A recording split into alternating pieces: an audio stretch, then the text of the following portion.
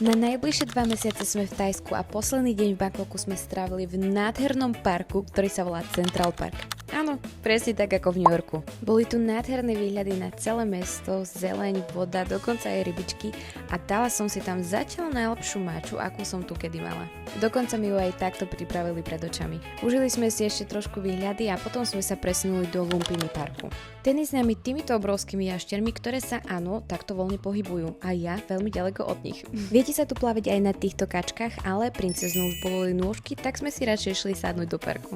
Jedna vec, ktorá ma naozaj prekvapila je to, ako sú tu aj starí ľudia naozaj aktívni.